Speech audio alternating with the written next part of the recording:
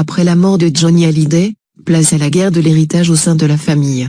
Depuis le 12 février dernier et la lettre posthume de Laura adressée à son père, tous les moyens sont bons pour Laetitia, Laura et David de tirer la couverture à soi. Dans son testament écrit à Los Angeles, Johnny Hallyday a déclaré léguer l'intégralité de ses biens à son épouse Laetitia Hallyday, écartant volontairement ses aînés David et Laura de sa succession après avoir déjà reçu leur dû par le passé.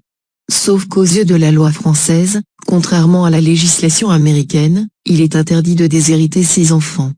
Play current time minuit duration time 0h04 progress, 0% 0, full screen minuit mute. S'il a choisi Laetitia Hallyday comme seule héritière, c'est parce que le rocker souhaitait mettre les trois femmes de sa vie, Laetitia, Jade et Joy, à l'abri du besoin. Mais d'après une enquête menée par Capital, l'option choisie par le défunt chanteur laisserait la place au champ des possibles, et pas forcément les meilleurs.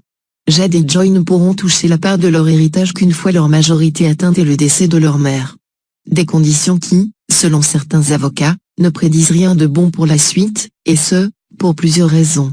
Si Laetitia obtient gain de cause dans la bataille judiciaire qui l'oppose à Laura et David, elle serait en mesure de faire ce qu'elle veut de son patrimoine, affirme Maya Cantor, avocate en charge des successions d'artistes. Jade et Joy pourraient, sauf évolution de la loi, être privées des biens de leur père si elles décidaient d'en faire don à une association. Autre cas de figure, Laetitia Hallyday dépense tout. Si Laetitia est légataire universelle, Jade et Joy sont lésées théoriquement. Elles récupéreront les biens de Johnny Hallyday au décès de leur mère, à condition qu'ils y soient encore, rapporte l'avocat Jacques Kaplan. De plus, à 42 ans, Laetitia Hallyday a le temps de refaire sa vie si elle le souhaite.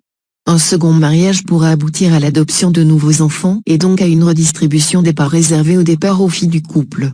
Seule la loi française, sous la réserve héréditaire, peut donc garantir à Jade et Joy un pourcentage des parts de la fortune de leur père, temporairement gérée par Laetitia jusqu'à leur majorité. Dans ce cas, elle ne pourrait pas faire n'importe quoi du patrimoine et le dilapider à des fins personnelles, assure Maya Cantor.